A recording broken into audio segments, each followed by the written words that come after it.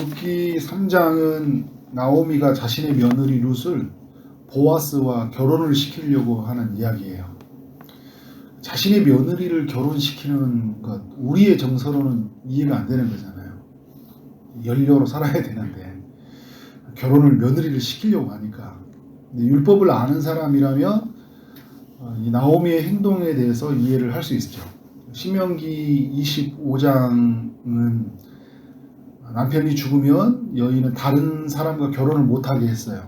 그 남편의 형제 중 한 명을 남편으로 맞이하게 해서 그 여인이 낳은 첫 아들이 죽은 첫 번째 남편의 가문을 이어지게 했어요. 형제가 없으면 어떻게 하느냐? 가까운 친척 중에 한 명이 이제 그를 아내로 맞이해서 살게 했거든요. 이것을 이제 계대 결혼이라고 해요. 계대 결혼. 이을께 대신할 때, 그래서 대신하여서 가문을 잇게 한다. 그래서 계대 결혼이라고 하거든요. 그러니까 계대 결혼에 되는 거잖아요. 지금 이제 엘리멜렉의 가문에 지금 남자가 없기 때문에 다 죽었어요. 나오미는 이제 엘리멜렉이 죽었어요. 두 아들도 죽었고, 나오미는 늙어서 이제 아이를 낳을 수가 없으니까 나오미가 이제 아이를 낳아서 누군가의 남편을 맞이해서 대를 이을 수가 없잖아요. 그러면 누가 해야 되냐? 그럼 두 며느리를 통해서 해야 되는데, 오르바는 지금 모압 땅에 남겨져 버렸고, 룻이 이스라엘 땅에 들어오게 됐는데 룻을 통해서 이어지게 해야 됐어요. 그래서 나오미는 가까운 친척과 이제 친척인 이 보아스와 룻을 연결해서 이제 결혼을 시키려고 하는 거잖아요. 그래서 가문의 대를, 엘리멜렉의 가문의 대를 이제 계속 이어지게 하는 거예요. 그러면서 동시에 이제 또 레위기 25장을 충족시켜 주는 것이죠. 마땅히 이제 땅을 보상받게 해주는 거다. 어제도 제가 여러분에게 이제 그 고엘에 관한 법을 나눴는데요. 그래서 마땅한 권리를 보상받을 수 있도록 그런 측면에서 이 나오미는 이제 룻을 보아스에게 이제 보내는 거였죠. 그러니까 율법이 온전히 시행되고 있는 나라, 회복이 되어진 거예요. 사사 시대인데도 불구하고 하나님의 말씀을 따라서 이 나라가 통치되고 있다는 것들을 보여주고 있는 거죠. 부분적으로 통치되는 거예요. 또 사사 시대는 왕이 없이 자기 속인대로 행하는 시대였기 때문에 금방 또 돌아가는 이제 그런 때인데, 하나님이 이제 다윗을 왕으로 세우기 위한 이 놀라운 이 역사를 움직이고 있다는 것을 보여주고 있는 거죠. 그러니까 나오미가 볼 때는 보아스는 자신의 남편의 가문을 이어지게 해줄 사람일 뿐만 아니라 그들이 가지고 있는 모든 소유를 보장해주고 지켜줄 사람이다. 이제 이런 생각이 이제 들었던 거예요. 그래서 자신의 며느리를 불러서 목욕을 시키고 기름을 붓고 의복을 입혀서 보아스가 눕는 곳으로 찾아가라고 하는 거예요. 룻이 어떻게 해요? 시어머니의 말대로 해요. 그러니까 이제 자신의 어떤 욕구에 따라서 삶을 움직이는 게 아니라, 이렇게 하면 성공할 것 같은, 자신의 삶의 가난이 반전되어질 것 같아서 그렇게 행하는 것이 아니라 하나님의 말씀을 따라서 이제 그 원리를 따라서 이제 보아스에게 가는 것을 볼 수 있어요. 보아스가 이제 밤중에 잠을 자고 있는데 자기 발치에 누워 있는 룻을 보고 깜짝 놀래요. 그래서 이 룻이 당신의 옷자락을 펴서 당신의 이 요정을 덮어주십시오, 치하해 달라고 이야기를 하는 거잖아요. 그러면서 당신이 우리의 기업 물을 자입니다. 당신이 우리의 구속자입니다. 당신이 우리의 모든 것을 보호해 줄 사람입니다. 권리를 찾아줄 사람입니다 하고 이제 말해주는 거예요. 근데 기업 물을 자라는데 우리는 굉장히 생소한 언어이지만 그들 이스라엘 사회 안에서는 이게 굉장히 무슨 말인지 알아들었잖아요. 당신 우리의 친족 중에 한 명인데 당신이야말로 나오미와 나를 보호해 줄 사람입니다. 이렇게 이야기하는 거예요. 이제 보아스는 룻의 이야기를 듣고 굉장히 신중한 모습을 보여주고 있어요. 자신이 이제 기업 물을 자라는 것을 이제 아는 것, 지금 하는 것보다 이 룻을 집안을 더 알고 있었던 것 같아요. 그러니까 기업 물을 자가 나 말고 더 가까운 사람이 있다는 거예요. 더 가까운 사람이 있으니까 그 사람에게 내가 부탁을 할 것이다. 근데 만약에 그 사람이 거절을 하면 내가 기업 물을 자가 되어서 너를 취하고 너의 가문을 지켜주겠다. 이런 약속을 하는 거잖아요. 육체의 욕망이 강했던 사람이라면 그냥 룻을 취했을 거예요.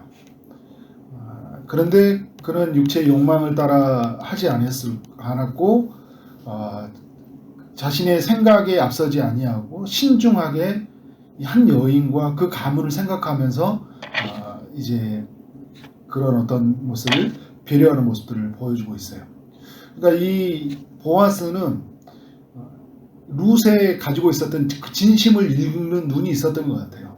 깨어있는 아주 굉장히 영적으로 눈이 밝은 사람이라고 할 수 있죠. 10절의 말씀을 보면 여호와께서 내게 복 주시길 원하노라. 내가 보아스가 말하는 거예요. 가난하건 부하건 젊은 자를 따르지 아니하였으니 내가 베푼 인애가 처음보다 나중이 더하도다.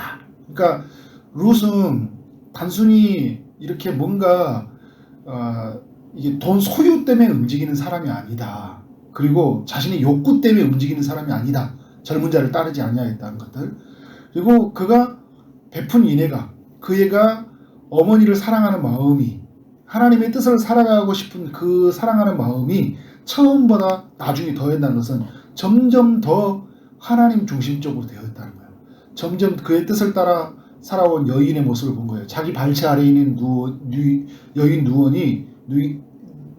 여인이 욕정의 눈이 먼 사람으로 성공의 눈이 먼 사람으로 보이지 않고 하나님의 뜻에 가득 차 있는 여인으로 보이니까 어떻게 하는 거예요? 이 여인을 함부로 할 수 없는 영적 권위를 느낀 거예요. 그래서 그 여인에게 어떻게 행할지에 대해서 말을 해줍니다. 룻은 이제 집으로 보내게 될 때 어떻게 됐어요? 빈손으로 보내지 않고 보리 6대를 함께 해서 보내게 돼요. 지금 당장 이제 뭐가 필요한 거예요? 식량이 필요하니까, 먹을 양식이 필요하니까 먹게 하는 거잖아요. 오늘 이제 3장이 우리에게 주는 교훈이 뭘까 할 때 저는 이 하나님의 법이 시행이 되어질 때 정말 얼마나 우리에게 좋은 것인지를 보여주고 있는 3장의 내용이라고 할 수 있다 생각이 들어요. 그러니까 계대 결혼 제도를 통해서 한 가문을 보존해 가잖아요. 남편이 죽어버리면 이 가문은 어떻게 되는 거예요? 그들이 가지고 있는 땅은 어떻게 누가 지켜줄 것이에요? 이스라엘이 하나님께 분배를 받았잖아요.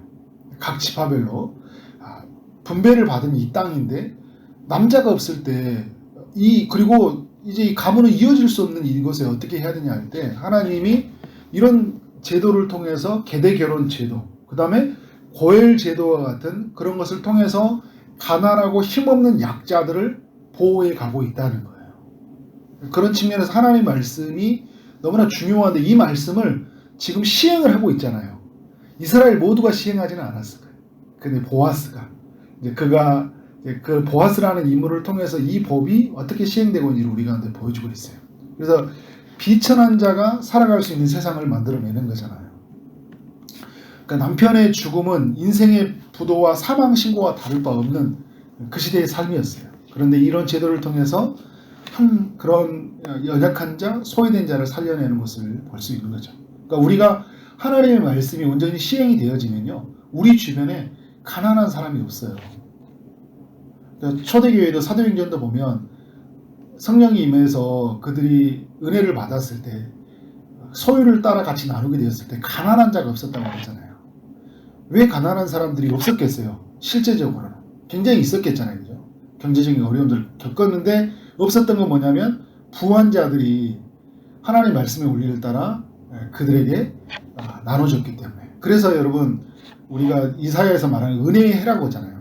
모든 것이 다 탕감되고 해방되어지는 것을 이사야 61장에 은혜의 해가 찾아온다고 할 때 사도행전 2장과 4장을 바로 그 은혜의 해가 회복된, 적용되어지는 약속이 현장이 이루어지는 장면이라고 하는 거잖아요. 그러니까 지금 은혜의 해라고 말했던 이 이야기가 이제 룻기로 와보면 지금 그러한 시대를 맞이하고 있는 거예요.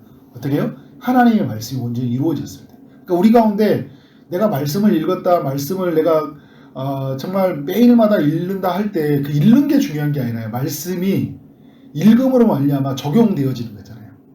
오늘 법이 시행되었을 때 이렇게 룻과 나오미 같은 사람들이 복을 누리게 되잖아요. 집을 돌아갈 때도 어떻게 돼요? 6대를 가지고 가잖아요. 실제적인 필요를 누리게 되는 것들을 우리 가운데 보여주고 있어요. 첫 번째 교훈은 하나님의 법의 좋은 점을 알았다면요. 두 번째 교훈은 이제 연결석선에서 하나님의 법의 온전함을 알아야 돼요. 그래서 이 법을 몰랐다면 그냥 비천한 자로 살았을 거예요. 나오미도 그렇잖아요. 비천한 자로 살아야 돼요. 그런데 이 법을 알았기 때문에 자신의 가문의 회복이 찾아왔던 거예요. 하나님의 법을 모르는 사람들이 있었다면 나오미를 향해서 뭐라고 했을까요? 손가락질했겠죠. 며느리를 팔아먹은 사람이라고 했을 거예요. 돈에 눈이 멀어가지고, 생존에 눈이 멀어가지고 그 나오미를 팔아먹은 사람이라고 생각했을 거예요. 그런데 말씀을 깨닫는 사람이라면 그게 뭔지를 이해할 수 있는 거잖아요. 우리도 마찬가지예요. 하나님의 말씀에 무지하면요, 정말 우리는 우리 자신에 대해서 굉장히 깊은 정죄감, 수치심을 가지고 살아가고 다른 사람을 향해서 비난하고 살아가요. 이해를 못해요. 근데 말씀을 알게 되면 이해의 폭이 넓어져요. 나에 대해서 굉장히 자유로워져요. 그래서 사람들의 눈에 의해서 내 자신을 만들어가는 게 아니라 하나님의 말씀을 따라 내 인생을 경영해 가는 것을 볼 수 있어요. 그래서 여러분, 이 시어머니가 그 하나님의 말씀의 원리를 알았기 때문에 이제 며느리에게 뭐라고 하냐면 이 사건이 알려지기 전까지 너는 가만히 있으라. 그러니까 그가 보아스를 통해 성취할 것을 보고 있는 거잖아요. 그러니까 하나님의 말씀의 원리를 알았고 말씀하신 그 하나님이 어떻게 이 말씀을 이룰지에 대한 믿음이 분명하게 있었던 거예요. 그러니까 그 알미 있었고 그 알미 믿음으로 그의 삶 안에 이루어져 있다. 그러니까 우리의 삶 안에서 그런 무지가 얼마나 큰 고통을 주고 알미 우리에게 얼마나 큰 행복을 주는지. 그래서 여러분, 우리는 부지런히 하나님 말씀을 알아가야 돼요. 그래서 그게 전 인격을 주장해야 돼요. 그래서 우리의 모든 영역 속에서 말씀이 이루어질 때 오늘 루키의 3장과 같은 그런 회복의 역사들이 4장에 가서 완전한 회복을 누리게 되잖아요. 그런 역사를 맞이할 줄 믿습니다. 그렇게 알아가는 여러분 되어지기를 주님의 이름으로 축원합니다. 아멘. 기도하도록 하겠습니다. 하나님 아버지, 감사합니다. 주님께서 루키 3장을 통해서 우리 가운데 교훈하여 주시니 감사합니다. 하나님의 말씀이 시행됨으로 말미암아 남편을 잃었던 여인들, 가난하게 살아가서 하루의 식량을 구하기도 어려웠던 이 여인들이 하루의 생계를 유지해가고 그들의 권리를 찾아가며 또 은혜를 누려가는 것들을 보게 됩니다. 하나님, 주의 말씀이 우리의 심령 안에 또 우리의 삶 안에 우리의 모든 영역 안에 이루어져 갈 수 있도록 역사하여 주옵소서. 그래서 우리 주변에 가난한 사람이 없게 하여 주옵소서. 정말 억울하게 살아가는 사람들에게 우리가 그들을 변호해주는 삶이 되게 하시고 그들을 돕는 삶으로 나아갈 수 있도록 역사하여 주옵소서. 더욱 주의 말씀을 알아가기를 원합니다. 그의 뜻이 무엇인지, 우리를 향한 하나님의 계획이 무엇인지, 그리스도 안에서 이루어지는 그 복음의 능력이 무엇인지 하나님 우리가 알아갈 수 있도록 인도하여 주옵소서. 그래서 다시는 정죄감과 수치심으로 살지 않게 하시고 그리고 다른 사람을 향한 비난으로 살아가지 않도록 우리의 삶을 붙잡아 주옵소서. 오늘 또 주의 응답을 기다리는 많은 이들에게 찾아가셔서 일하여 주시길 원합니다. 육체의 아픔 중에 있는 성도님들이 있습니다. 치료의 강선을 비춰 주시고 고쳐 주옵소서. 사람은 알 수 없지만 우리 하나님이 하실 줄 믿습니다. 취업을 준비하고 결혼을 준비하고 임신을 준비하고 출산을 준비하는 모든 이들에게 찾아가셔서 주님이 일하여 주옵소서. 축복하여 주옵소서. 오늘 하루 만나는 모든 사람들에게 주의 사랑이 흘러가길 원합니다. 주어진 일 최선을 다해 일하게 하심으로 말미암아 하나님께 영광이요 우리 모두에게는 큰 기쁨이 되게 하시고 또 연말을 맞이해서 우리의 삶을 돌아보며 감사하는 시간이 되게 하시고 또 마땅히 감사해야 될 것을 인정치 아니하는 우리의 제대 모습을 회개하는 시간이 되게 하시며 2022년을 생각하며 하나님이 부어실 은혜를 기대하며 나아가는 그런 복되고 아름다운 시간으로 우리 모두를 인도하여 주옵소서. 예수 그리스도 이름으로 기도를 쌓옵나이다. 아멘.